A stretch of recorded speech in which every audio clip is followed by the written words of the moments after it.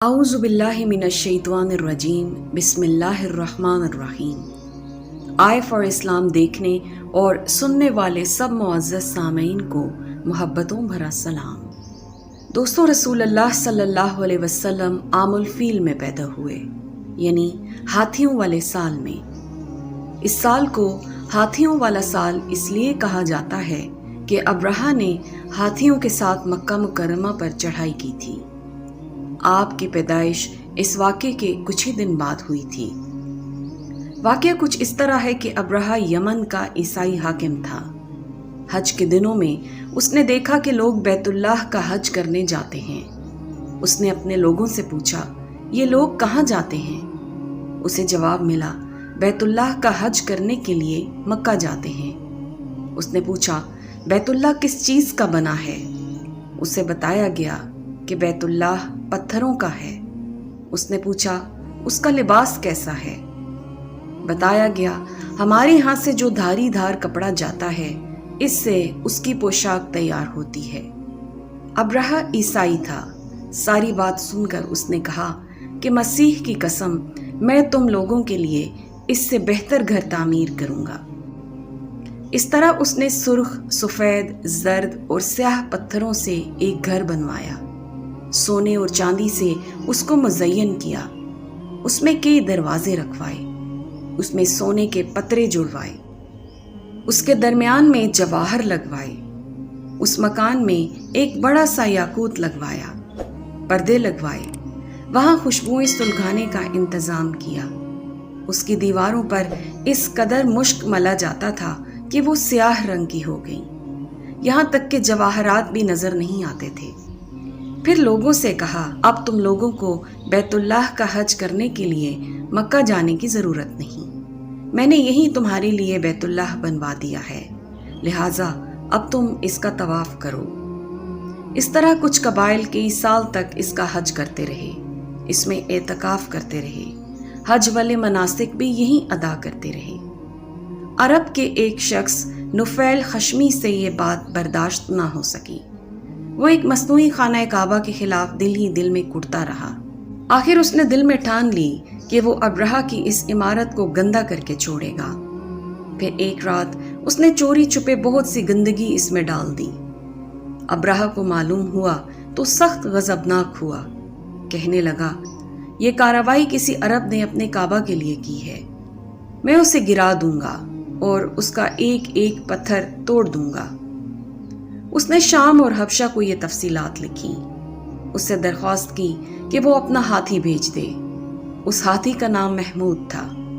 ये इस कदर बड़ा था कि इतना बड़ा हाथी रूए ज़मीन पर देखने में नहीं आता था। जब हाथी उसके पास पहुंच गया तो वो अपनी फौज लेकर निकला और मक्का का रुख किया।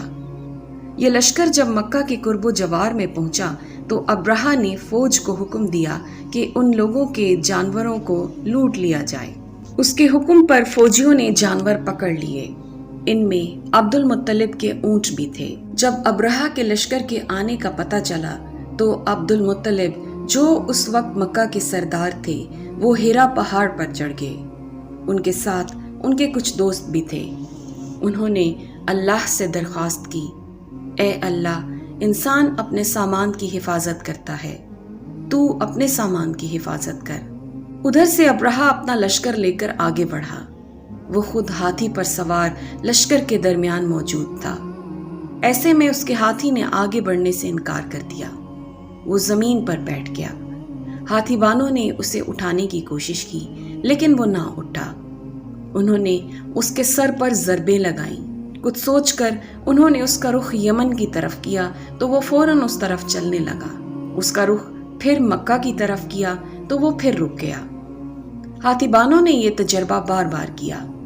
आखिर अब्रहा ने हुक्म दिया कि हाथी को शराब पिलाई जाए ताकि नशे में उसे कुछ होश ना रहे और हम उसे मक्का की तरफ आगे बढ़ा सकें। चुनाचे उसे शराब पिलाई गई, लेकिन इसका भी उस पर कुछ असर ना हुआ। अब्रहा के हाथी को उठाने की मुसलसल कोशिश जारी थी कि अचानक समंदर की तरफ से उनकी तरफ अल्लाह ताला ने अबाबीलों को भेज दिया। वो टिड्डियों के झुंड की तरह आईं। दूसरी तरफ अब्दुल मुत्तलिब हिरा पहाड़ से उतरकर मक्का में दाखिल हुए, हरम में पहुंचे और काबे के दरवाजे की जंजीर पकड़कर अब्रहा और उसके लश्कर के खिलाफ फतह की दुआ मांगी। उनकी दुआ के अल्फाज ये थे, ए अल्लाह, ये बंदा अपने काफले और अपनी जमात की हिफाजत कर रहा है, तू अपने घर यानी बैतुल्लाह की हिफाजत फरमा। अब्रहा का लश्कर फतह हासिल ना कर सके, उनकी ताकत तेरी ताकत के आगे कुछ भी नहीं। अब उन्होंने अपनी कौम को साथ लिया और हिरा पहाड़ पर चढ़ गए, क्योंकि उनका ख्याल था कि वो अब्रहा का मुकाबला नहीं कर सकेंगे। फिर अल्लाह ताला ने परिंदों के झुंड भेज दिए। ये परिंदे चिड़िया से कदरे बड़े थे। इनमें से हर परिंदे की चोंच में पत्थर के 3-3 टुकड़े थे। ये पत्थर परिंदों ने अब्रहा के लश्कर पर गिराने शुरू कर दिए। जो ही ये पत्थर उन पर गिरे, उनके टुकड़े टुकड़े हो गए, बिल्कुल इसी तरह जैसे आज किसी जगह ऊपर से बम गिराया जाए तो जिस्मों के टुकड़े उड़ जाते हैं। अब्रहा का हाथी महमूद अलबत्ता इन कंकरियों से महफूज रहा, बाकी सब हाथी तहस नहस हो गए।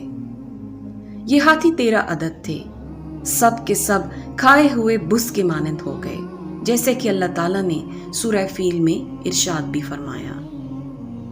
अब्रहा और उसके कुछ साथी तबाही का ये मंजर देखकर बुरी तरह भागे, लेकिन परिंदों ने उनको भी ना छोड़ा।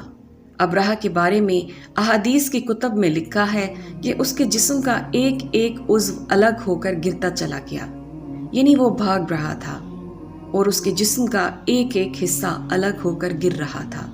दूसरी तरफ अब्दुल मुत्तलिब इस इंतज़ार में थे कि कब हमला होता है, लेकिन हमला आवर जब मक्का में दाखिल ना हुए तो वो हालात मालूम करने के लिए नीचे उतरे। मक्का से बाहर निकले, तब उन्होंने देखा सारा लश्कर तबाह हो चुका है। खूब माले गनीमत उनके हाथ लगा, बेशुमार सामान हाथ आया, माल में सोना चांदी भी बेतहाशा था। दोस्तों, ये थी हमारी आज की वीडियो। ये सीरतुन नबी के सिलसिले की तीसरी वीडियो थी। उम्मीद है इससे आपकी मालूमात में इजाफा हुआ होगा। वीडियो अच्छी लगे तो अपने दोस्तों के साथ शेयर करें, चैनल को सब्सक्राइब करें ताकि आने वाली सब वीडियोस की नोटिफिकेशन आपको मिलती रहे। अगली वीडियो तक के लिए अल्लाह हाफिज।